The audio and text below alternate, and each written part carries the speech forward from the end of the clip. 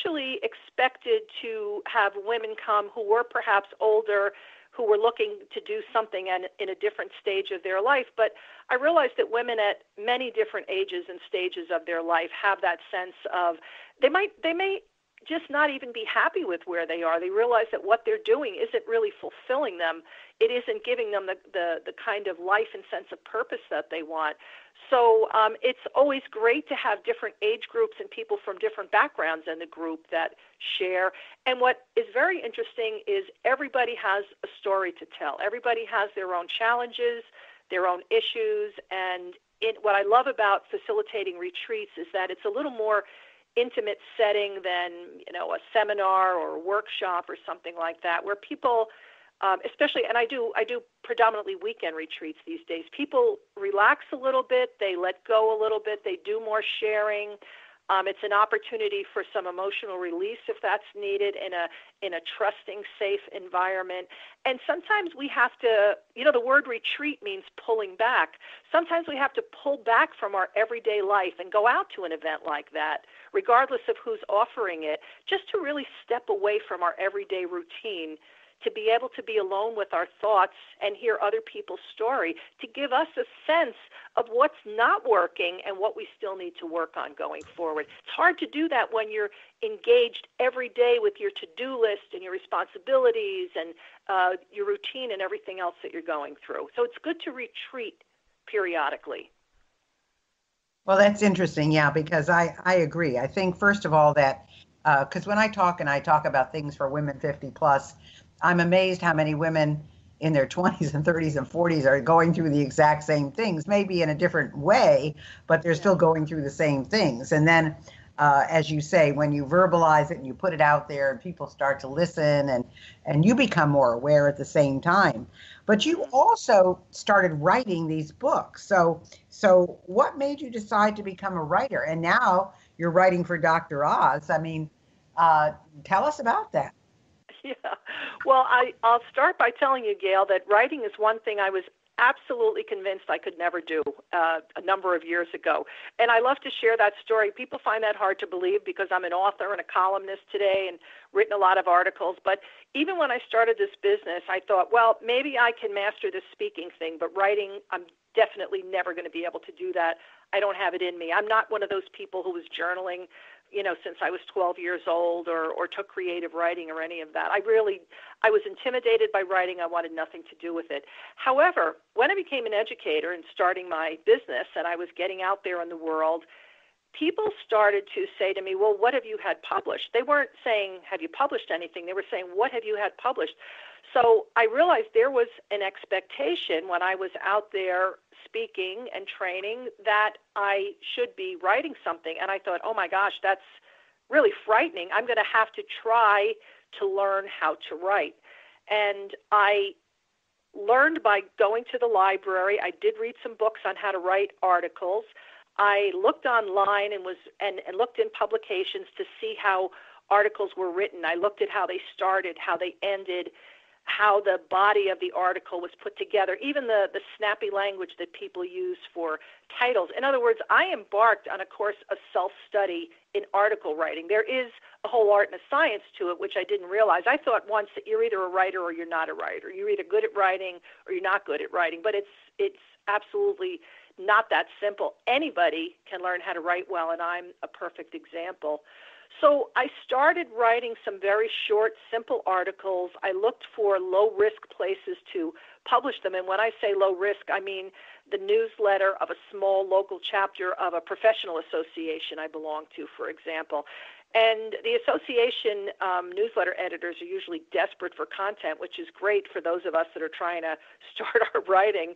So I was able to get a couple of little things put into newsletters, and then I thought, well, I'm going to try to get something published in a nursing magazine. So I submitted something to a big nursing magazine, set my sights high, and I got a letter in the mail from them not too long after I sent it in. And I was really excited when I got it. I thought, wow, I never expected. I didn't know if I'd hear from them at all, certainly not so soon. And I ripped the envelope open with joyful anticipation, and it was a rejection letter from them. It's always amazing when you get one of those, because you get the, oh, I know there's something good in here, and there you go. Yeah. Oh, I was so excited. Absolutely. And I read that, we won't be able to use your article. And Gail, I was crushed. I was devastated. I was embarrassed. And I said to myself that day, I vowed that I would never write again. And I was completely serious.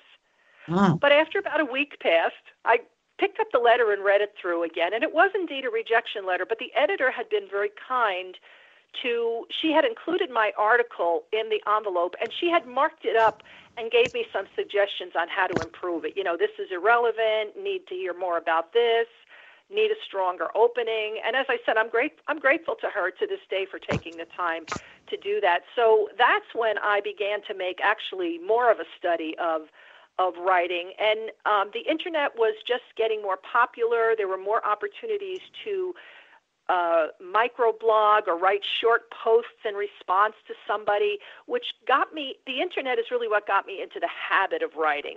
We used to have listservs. Now there's Facebook, Twitter, or groups on LinkedIn where you can start a conversation, participate, ask a question, answer it. That's really how I got into the habit of writing. And as time went on, of course, the more you write, and I was trying to read good articles and good literature so that I could hear and see what good writing looked like and sounded like. And ultimately, I was brought an opportunity to write my first book, which was a career book for nurses. And I'll tell you, Gail, I agreed to do it because I thought a publishing opportunity doesn't come your way that often. But I no sooner signed the contract and I went into a deep state of panic. I thought, what have I gotten myself into? I can't do this. I'm not a writer. I'm not qualified. I don't know enough. I'm going to embarrass myself. But I had a contract where I had to deliver under threat of legal action. So it's amazing when you're pressured in that way, in a good way, to actually figure out how to do something. You know that old expression, sometimes you have to jump off the cliff and build your wings on the way down, and that's exactly how I got into writing. But the thing is, I thought, Donna, okay, so how am I going to get this information? I started to interview people. I started to study. I did deep into my well of knowledge in my brain. I managed to get a book together. And the amazing thing, Gail, is that book is now in its second edition, has sold close to 100,000 copies, has been translated to Korean, and is given out in many hospitals to their new nurses and used in some colleges. And I say that not to brag about it, but I say that because it would have been so easy for me to walk away from that opportunity, would have been so easy for me to convince myself that I couldn't do it, I couldn't write, I wasn't smart enough, I didn't know enough. But I got pushed in a good way, and it's a good thing that I did. Sometimes we have to be pushed by others in the direction that we need to go to really get anywhere in life. Well, it's funny because everything that you've talked about today, you've had the fear of doing, and you had to jump into it and get it done. So what is your best piece of advice for our listeners? Because I'm sure many of them are saying, oh, easy for you, but it wasn't easy for you. You had to jump into everything, and then you were, oh my gosh, I can't do this, and oh my, I have to do it, and so forth. So what would you say your best piece of advice would be? Again, Gail, hanging out with people who are already successfully doing the things that you want to do is very helpful, and it doesn't just have to be an association of women business owners. But I always say that one of the best things you can do to stay positive, upbeat, and motivated, which helps you to move forward with all of these things, is to find other people who are positive, motivated, upbeat, and doing things with their lives. And you can find those people in your community. You can find them through some other associations. You can even get into a mastermind group. Mastermind group is something that Napoleon Hill proposed many years ago.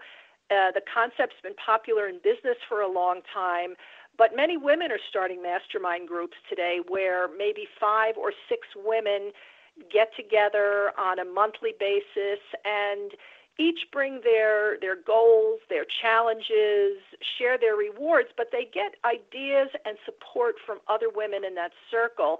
And then you are held accountable to that group. So if you say, I really want to write an article, we could say that to ourselves, but never do it. Nobody would be the wiser. If you get yourself in one of these mastermind groups or one of these professional support groups, a personal support group, and you say, I really want to write an article, then the group is going to probably give you some suggestions, have you write a written goal down, and then they're going to hold you accountable next month or next week and say, what have you done? How far have you come?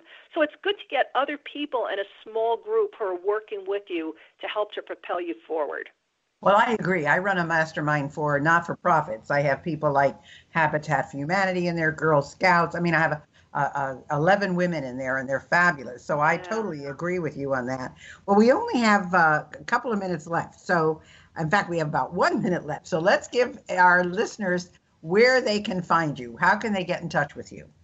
Yeah, thanks, Gail. Best way is on my website at Donna.WilkCardillo.com, just like my name and just the way it sounds. And all of my information is there. I'm on Facebook, LinkedIn, Pinterest, all over the place. But all those links are on my website at DonnaCardillo.com. And that's DonnaCardillo.com. I think Donna would be a terrific resource for you. And I think you would really benefit, and especially if you are in the helping professions at all. What a gift this would be if you were able to get a hold of some of her material, because I think it would be wonderful for you. So I really appreciate you being with us today, Donna. You've been a wealth of information and a really enthusiastic one as well. So thanks for being with us. And don't forget, DonnaCardillo.com. Thanks for listening, and I hope you enjoyed today's show. I choose my guests carefully. So if you have someone you'd like me to interview, please drop me a line at gailcarson13@gmail.com. In the meantime, check out my intro program, Mindset Matters, at www.sobmindset.com. See you next week. You've had the opportunity to get to know me over the last few years, and I'd like to get to know you as well. One of the things I'm offering is training for the media. I have a wonderful program that will get you ready for any radio or TV interview you might be offered. Many of you are doing wonderful things, but no one knows about them. Others of you are successful and wonder, what's next?